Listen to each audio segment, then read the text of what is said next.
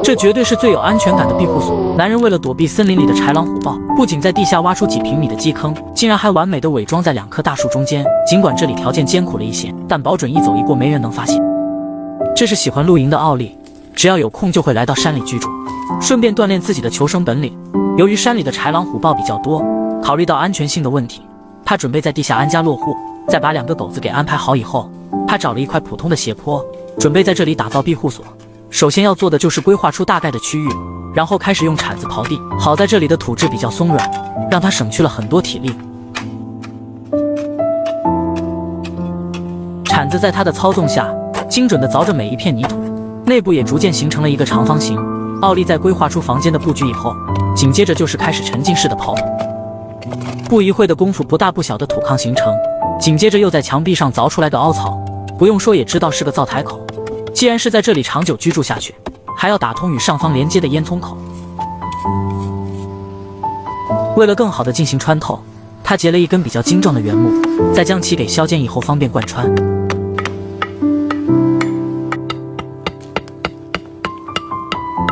不得不说，狗子看了都想占为己有。现在有了合适的灶台口，他从背包里面拿出个水袋。在野外生存就要学会利用周边的资源，这样才能让自己混得风生水起。靠山吃山，靠水吃水，不是白说的。奥利毫不吝啬地打了一袋子，再收集一些早已干枯的稻草，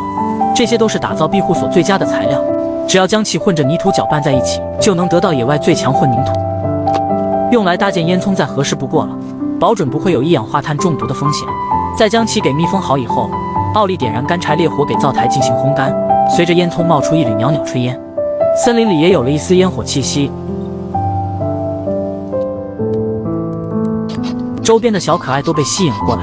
不过奥利也没有闲着，继续结了几根细木棍。为了能让自己睡得更加舒适，他把结好的木棍一根根铺垫在土炕上，这以后就是他在野外的单人床了。尽管看起来粗糙了一些，但有了合适的容身之地，一人2狗还是相当满意。剩余的木棍他也没有浪费，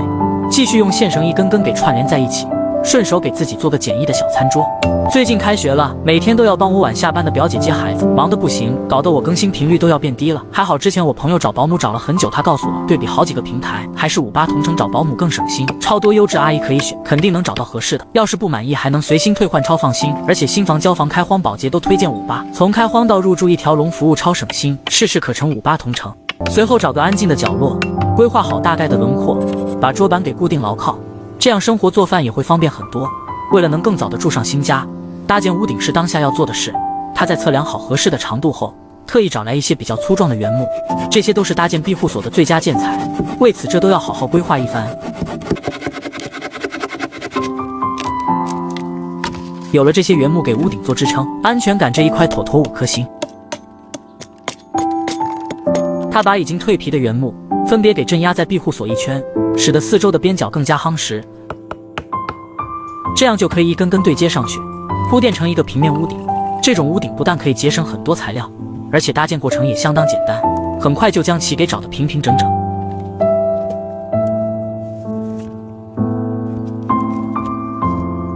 现在安全感妥妥的拉满，原木之间有缝隙也没有关系，只需要自制一些弹性极强的粘土，这玩意儿简直是填补缝隙的绝佳材料，只要严丝合缝地糊上去，保准不会走漏半点风声。至于大门的制作，为了使其更加隐蔽，他选择用这种早已脱落的树皮，并将其给固定在一起。尽管看上去粗糙了一些，但安装上去谁还能看得出来这底下另有乾坤。现在这个家完成了差不多了，就是上方还需要用渣土进行回填，使其表面完全融入大自然，最后再收集来一些干枯的稻草进行伪装。现在这个地下庇护所，保准一走一过没人能发现。